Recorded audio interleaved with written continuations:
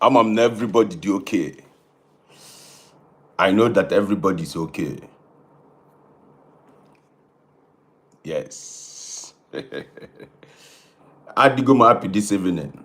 Guys, double tap one. Welcome everybody. Ndị niile nọ na Bishmoney family. Welcome everybody. Welcome guys. Welcome. I'm happy. Somebody just knocked on Noshim Bish na. Bish. Bish can send Ali a gift. First to repose. Now because repose on this life. Share this life. Nyabana all your DM, all your status, Ebenine, yeah. Now life about Ebenine. Yes, welcome. Now thank you everybody. Ndinine na share my life. Ndinine na double tap. Ndinine everybody. Let's go. Okay. Tata ya de popo. Oh ya de popo. Now you kumoko about our sister no Egypt, and I thank God that na unkuloko about her. And I thank God that many people watch for the video. Some of those videos, say post go come here na my Facebook. Some of those videos, you have to go. Welcome. Ndị nọ na YouTube, welcome. Guys, because abone ka join my YouTube. I'm live now na TikTok. I'm live na YouTube. Abone join be my YouTube because okwa onwekwe ka audio, onwekwe ka audio. Akamashi na mma ama yishi mana mala ama yishi. Ekwu m mgbọchi na mma ama isi ụmụ nwanyị bish bịa mụ anyị isi bish mụ anyị isi ụmụ only dey follow Bishmoney one eze nwa chigbuo ụmụ mgbọchi ji na mma ama isi mmadụ na-atọ deli m ihe na comment na bish bịa mụ ama isi mụ anyị isi. Okay, without wasting time, I got just now. I get with many things. I get with too much discussion today. You know, Kaichi Koya, Koka, you have to go. I got Chikia. But meanwhile, because I will into double tapping now. Let's go. Thank you so much. People not joining on my YouTube. Thank you so much. And when people not on YouTube now, and when people not on TikTok, very soon I get me all day. You know, I got the versatile. Israel, the moment today. Israel is very, very good. You have to go. And when the battle Israel of lately, about Israel, Apokwamo, Sim Bish. Yes, those people that were lucky, Madna Benyam for advice in our work all over today. And when our brother, a footballer, or battle Israel, our brother, guys say for why following me, you were very, very wonderful. Our brother battle Israel as a footballer, he had $700. $700 kana akuya. By so doing, the guy had a lot happy. The guy bomb daily me here. More mainly one or two things. The guy no from where born on now. I control app and feed. I control app. Send the boy, share the location or share him location. Mbuelie the boy on a law for now. So we continue doing what we are doing. I continue na me. You have to go. Today when we I discuss some things. Chere keki chere ọ dị ka n'ọlụ. Chere ọlụ na alụ too much ọlụ. Chere jisike afọ m ihe na-eme na Facebook jisike. So guys, biko ihe na-acha ịgwa gị bụ ọnwụ na iji contact m jidesie my contact ike. Enwe reason this contact mgbochi ọ ga-esave gị nwanne. Ọ bụ na ị nwetara onwe gị na Tel Aviv n'Israel. Ọ bụ na ị nwetara onwe gị na Tel Aviv. Ịkpọ Bishmoney ọ ga-aza gị. Bishmoney nwere ike ọma mbịafụ gị afụ ebe ị nọ, but Bishmoney ga-eme ka ili gị plan ịdị okay. Yetago. Somebody go am sim bish nna na ọ dịkwa single agbagote na nsi nwanne eche na uche. Ọ bụ ma asa nwaanyị nọ. Nwaanyị awụkwa nwaanyị ya just dey di nebe dey. Ọ na eche nu nwaanyị nọ. Ọ na if you want to really marry for Israel, women there. If you want to do interracial, women there. Ichogodu Nigeria, women there. You have to go. But Canberra contradicts it because most times most people na abia na the ejiche 100% intention ka abia settle down. Kambuguta our brother chere. Guys, because double tap on this live. Kai bulia. The moral lesson I learned today, because I was in a mother, same mother, ejimego, actually travel, ejimego nine. No. You can tell somebody, yes, let me work on this, let me work on this. And we reason why I do it. Chere cake email, welcome my brother, cake email. Boss, good evening. Good evening. Cake be no na, all the cane all. Boss, I didn't ask, I know they work. Okay. All right. My brother. Yeah. Current information I na-enweta now na UK now. I na-enweta current information na UK. Yotago. UK can I prefer ka people be UK. Marriage life are the okay, relationship or the okay na UK. Relationship. And now me ekwu ego.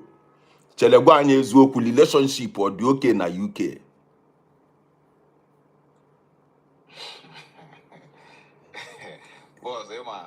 Boss, something on that I don't make talk man happy. Kwuonye ka o si wee dị ndị YouTube na watch.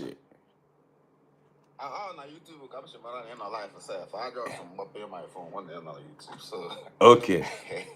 in a month, we're not talk, they will connectivity.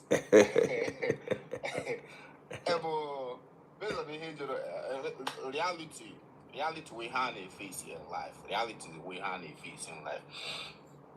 If you are among Europe, but down you go to Europe.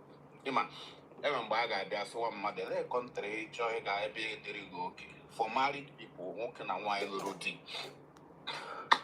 You come a for home. Walking a while routine, no. Oh, one day make atomy illusion when how we are married.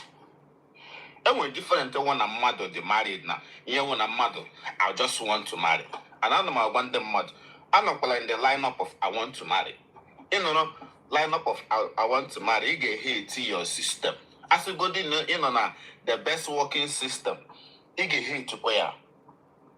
The only thing Mary know that now. The mother you whatever have belong before he be there. So I marriage now was na UK boyfriend and girlfriend I know na UK. Utani go shift ego accident. More the only person gonna wagon and will be long what I want to be long while I'm in UK because him man I do open a marriage relationship where go at first. Then cheating. So go say be like I come to lose my home or why you wanna about Euro or for also Jago on UK. Life for UK program or such that me Jago ya derege conducive. Apokwa ihe social media na-abịa hype wọsị atagbulu m onwe mmadụ n'ahụ na UK. Enwe obodo oyibo mmadụ ka a na-asị married man, married woman, ahụhụ na-anọ. As long as you were living creature. Ị nọrọ na Nigeria, you were your own suffering. Ị nọrọ na UK, you were your own suffering. Ị nọrọ Australia, you were your own suffering. But somebody with that now.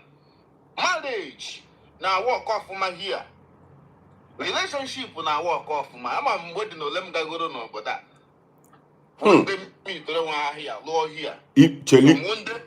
Yes. Immediately, and a wedding na UK. So, contrary to people they put out there, you can drama for family, you can drama for relationship. My brother, with he and your own assessment, I believe now the positive side, the negative side. UK, where she will, but you got say, if obodo come you go for skates. You wanna bambe but obodo as a single person, bambolo wine, or wine get bata UK. Hapo kwenye na kona social media, UK shibolo where nike, obodo shili ke bill a kariale, won't bill no here. Hapo kwenye you to on bill, tax. More believe on something. Bish, if you're na street madonna or Nigeria load waja. Buraja na we got potas. Nda buroga na getas. By you load I chap from that street. You grew terela truck ogena. Load charge na mmiri chukwu jos ke na wonye ko igracha na mmiri ahụ nature. Giga dia ga kuraja. Ina hapo nda buroga amadogi up to 4-5. Anya alam truck no were na load aja na futo. So, and when the people China get settled on like 1, 2, 3, 4, 5. And one then on a 2,000, one then on a 1.5, one then on a 5K, then can angle it down on 5K. So when be the naga potas. So you have it be the or now walk, or why she cannot to here. On the mother, but I had not to get the reality of life. And we saw yesterday. I got some present my utility bill, like my card reading of my electricity gas few days ago. Yeah, I wrote that no one charge him overcharge. I tell you this month to present to all my card reading. In my head bill, listen to it. Adam busy now, or I'm not a sama made fire. 35 pounds. Adam, even more the shock the step, much I'm bringing a hand of my mistake. That's a number. None them overcharge before. Emilia can't balance. You pour 35, but I'm a him pour on a gas everything. So what are we trying to paint? The mother but on social media saying marriage and now. Oh, but that the map for married people. What if for single people say? School no matter where you. How much do they pay? Okay, my brother, thank you so much. Onwe boss Messi whereby chere somebody reach out to me also know with a student visa na UK. Or somebody a dependent. Dependent I can allow for UK. My uncle UK in the Facebook but I'm a the real dependent. Kind of on the name research. Of when you better here be my research. Or of when you be my mama stars. It be my research. Dependent can go. But if he got bamboo, we name your research. I got bamboo, you get a mega educate. I'm not posing a fool now. I'm not posing interview can do can so with a huge. I told her no nakage. I can make it the dependent on a lot of questions to answer. There were a lot of I got now. So somebody wanna dependent I got full time for non research or for when you make no man star so or for researchers. And dependent take up all your family. Let's say they want 5 keys. Jire go to bring in your 5 keys. That dependent but they are allowed to carry those 5 keys. A war number as long as you go to bring them, what their visa fee, buy their flights. You can come with the book them here. Or the open. But to give one name apply recently now. They got in and you could make educate. Give man that organ a phone. A little to catch you down with kids again. And that will keep a tana jog and let your wife. And the boy I able to nation. Give me Chelly.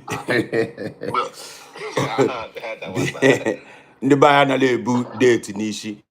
Guys, let's double tap this live before we continue. Achomka 20 persons je follow me on Instagram. 20 persons. Before I'm going live on Instagram, mail 1,000 followers.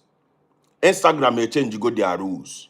Before I'm going live, and that's why I'm not live concurrently. Everybody know na eba now. Mali English, but most people can call on the bayaka. My Instagram Bishmoney 1, the same name e flaba. JK will follow me on Instagram because everybody wapuni also. The same thing for my YouTube, but follow go do on Instagram. Bishmoney 1, come when I gamu live. When I come when I gamu live, yeah, na go. Everybody love Ubish, and the love naturally. People love Ubish all over the world. Chere, I was come celebrate you. Bish very big name. Now I'm going to get before.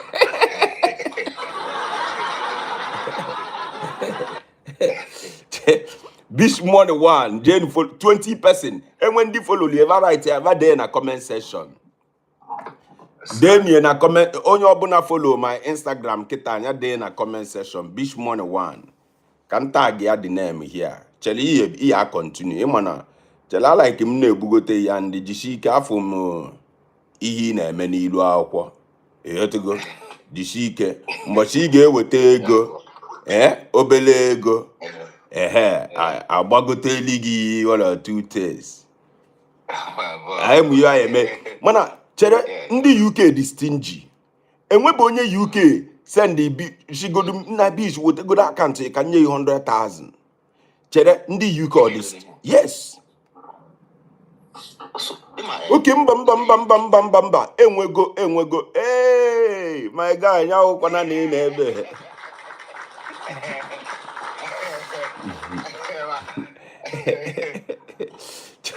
But chele conclusion ndị UK onye Germany onwe somebody no ebe a onye Germany mala akpavi ono here on eme.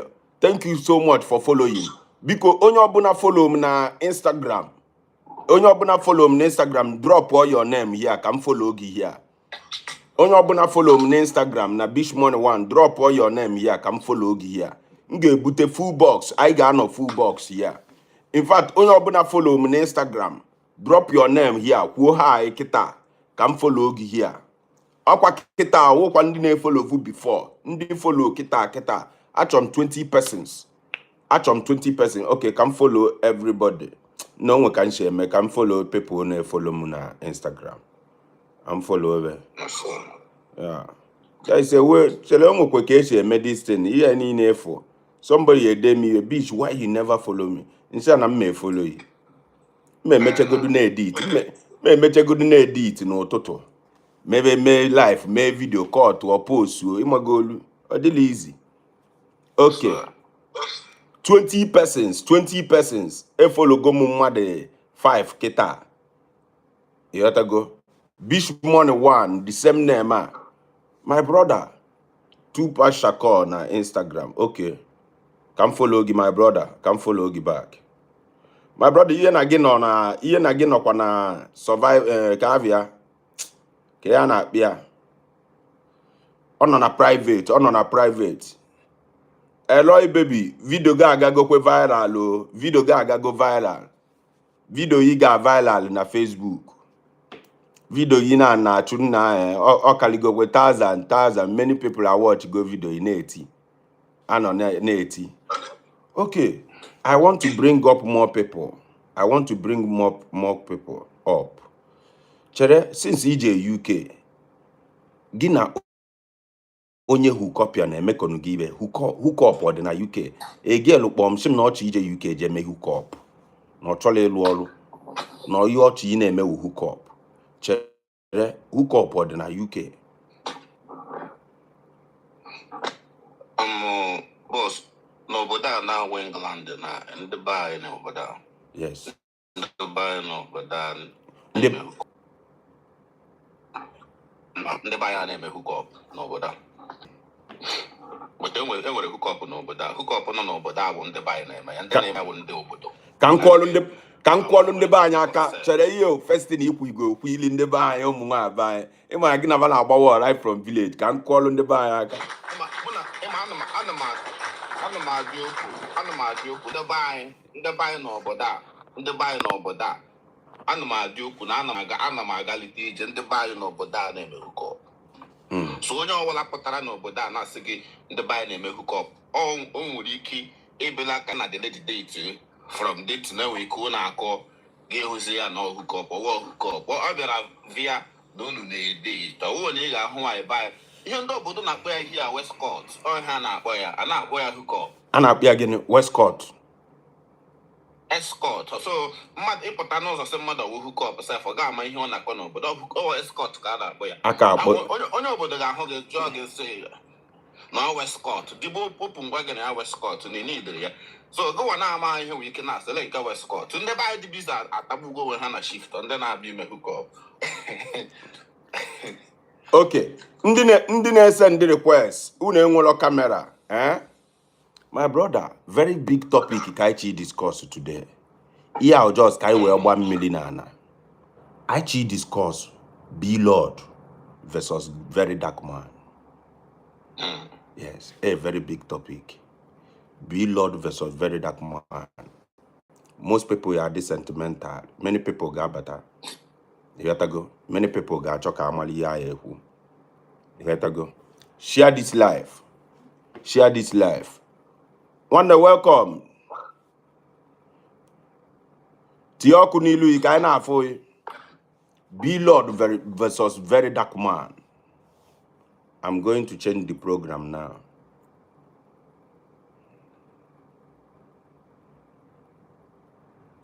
So many people say, Bish made this program. Chere ọkwa na ume ya elulie, wonyekwa aka enu ke evutuo ikita. Ikwesị ịma na ụmụonye na ụmụonye na-abịa pụta ya sị mmadụ ka anyị were sentiment kwuo ụmụ igwe gị ụtọ oyiri bụza ịchọ gị ikwere ịchọ ịma enwecha vidio gị ndị agbachara na Facebook ndị mmadụ gbachara wọl ya bịacha n'ime bọs sị ihe anyị na-ekwuri na UK that time eledo otu oshi awọk ịma nọwụ dat na mmadụ wee ike ọ nọgo 30 years n'obodo bụtọ ihe mege n'obodo ọghọtaghị anya. Okay, guys, let's go. Let's share this live. Onye obuna gbasanu this live. Chere omego few days and continuous. I know na something net trend. Monwa ubish decide go na nga na touch things net trend na Nigeria. As long as na Nigeria the concern. Whether na know obodo Igbo, whether na anywhere in the world, one I kabonde Nigeria. We belong to Nigeria. Nigeria will buy. And I gonna react with ENM na Nigeria. Enwe issue ga on. Aga China, agala China. Business, business, mene business. Chere, analysis igenye on your own. Chele kedonye not in the right. Billboard do Jerry China jepote phone. According to nearly 400 and something XR. Converted to iPhone 17. Then, very dark man, luo nyofuo. Shini you out of tananke. No nya na ebunde mmadu wayo. Call all this guy out. You gotta go there. Shini you ya na elenki 200 and something. Mepe WhatsApp. T number 1 near 1. Be Lord, shokwa konoka na emepe business since you upon destiny man. Na ya waka na emepe business. Upon destiny man. Chere, this business anaga oversee any type of this kind of controversy. First of all, can the email observe between B Lord and the very dark man before we can continue? Guys, share this live. Alright, boss, Ima, even a business world. I need to profit in business now. Na business world. You know, these days it was sustainability in a business. You got sustain when he you gave me one for a very long time. The mother gave believe on you. You got but I will give one mother that now this thing or you do tie or na that thing like that. They hear na function, ya will na function. You gauge somebody will go structure in business. Somebody face grow a lot of difficulties. He said to business. You gauge compare somebody put around now.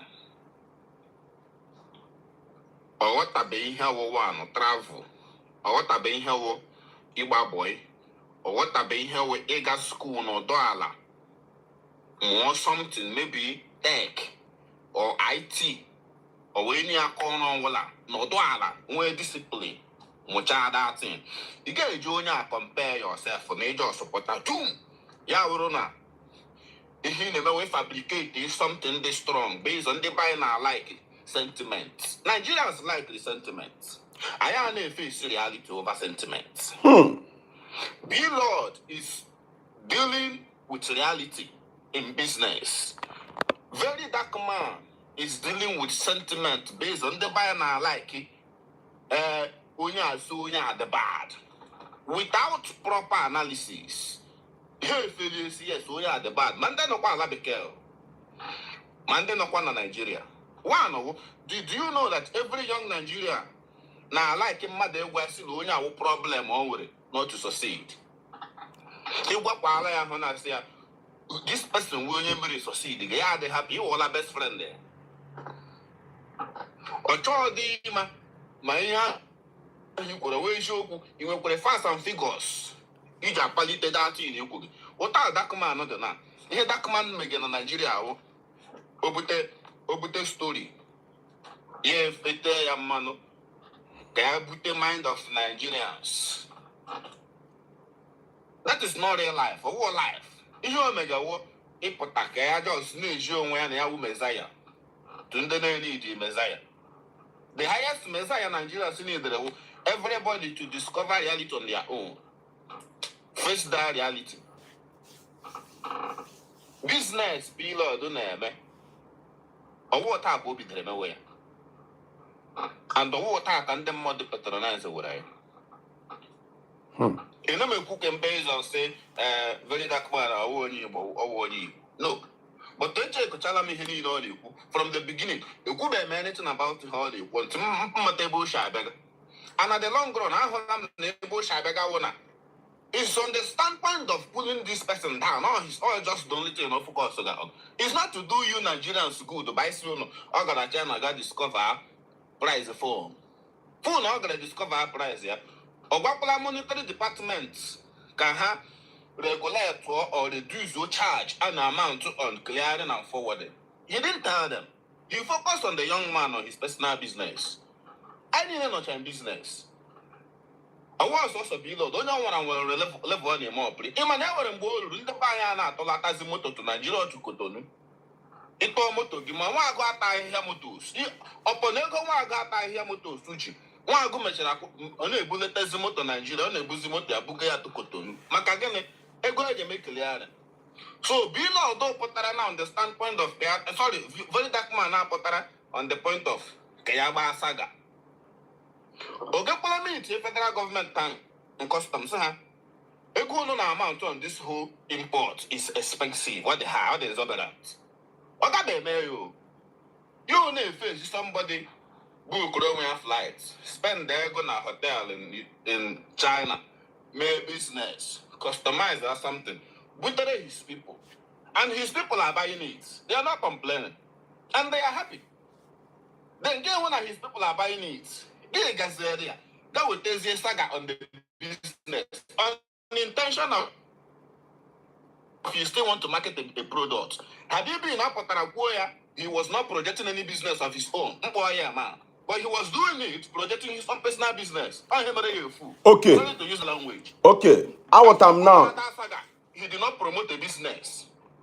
Okay. About the saga without promoting a personal business. More an activist standing for the people. But the justice is not fair. There is no equity. This is business strategy. I'm a business management person, at least. I am studying in my masters. And you know, I want to promote his own personal interests. Our strategic war against B-Lord and the people of Nigeria is a strategy for his own personal business. So now all I support I should go and understand where the guy is coming from before I get say that command. Okay, thank you so much, my brother. Thank you. Austin, unmute yourself. Austin, unmute yourself, my brother. Thank you so much. Austin, KBC are joining, my brother. Right now, I'm back to Nigeria. Last month, I'm back to Nigeria. So, no Nigeria. Noise due to na background, okay? Okay, check and shift from here. Okay. Onye amahanya business pụta ọ na-akọ ndị mana ndị bai anyị na-asọpọtụ bụ onye nke akwa as not the right, onye nke ọzọ kwa as na onye nke the right, onye mee nke as not the right, anaghị check background of ihe onye na-eme. Mụ na-eme business. Imam expect mụ were ego m were millions of naira send ọrụ onye China ma amara onye ọgwụ ọrụchara mafia mgba ya with ihe R&B na-ada or with ihe dollar na-ada mbunata ya then gị nwabere ego one piece ịbịazi ego one piece esi m lesi gị ego ole ama akwụkwọ ụgwọ eji wee bunata from container rute here nje gbata from na KENC mgbata m kwụ ụgwọ moto si ebe a bụrụ ebutere m na shop mmechakwa nkwụ ụgwọ shop abi nkwụcha ụgwọ shop then ịchọkwa ka nlesi gị price a na-ere na China. Why can't you buy it from China? Mmadụ na-ese obodo oyibo nata Nigeria goro moto na Nigeria ọ pụtara na ọma ngote nwe ya n'obodo oyibo chip bụ nata mana ọma ihe ọ ya agabiga. Valid point. Ịma na ihe Nigeria ihe Nigeria bụ onye kwuo nke ya asị na onye anọ on point onye kwuo nke oke mgbe onye akọjọrọ Billboard na o bunatara phone mana akwa Billboard ka na-ereda phone akwa people ka na-ego ya nke very dark man ọbatago Nigeria enwe onye goro nke very dark man onye gogoro phone here na ogo product very dark man nyokwu ya na comment section here ọ bụghị okwu ekwuru n'ọnụ bụ ya dị problem ke nke afụrụ anya ọta nnọkịta na enwere ike na somebody eresi m moto na lesi na mmadụ resịrị m lesi Lexus 350 na mmadụ eresi m ya 14 million na China somebody eresi m ya here na Nigeria nwa na-ego ọ bụrụ na m dị stupid na nchekwa ihe ọ ya agabiga oke what of m gachakwana ihe niile anụ a ọ bụ na ihe bunatara mmagbu ihe nchọ ka efe ihe eme ihe buche ya bak eresigo ya bụ na eresigo oge gị anụwazi ya ọrụ na so sometimes I na-ekwu okwu na calculate kwa somebody kpọrọ m kọsa oge an argument ya n'ime moto ya ọ sị that na iche that thing Nigerians ji very dark man agba ndị Igbo mgba Cheli a confirm go ihe na support those na support that okay ji na agba ndị Igbo why do you maka business but my brother o ji ọ naghị ekwu maka ndị ọzọ o ji bụrụ sọsọ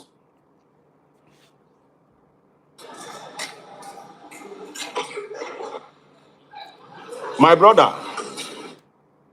network gị dị shaky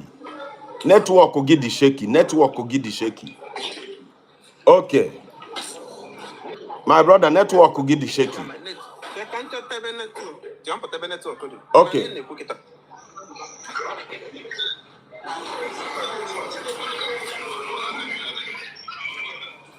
all the noisy all the shaky show me your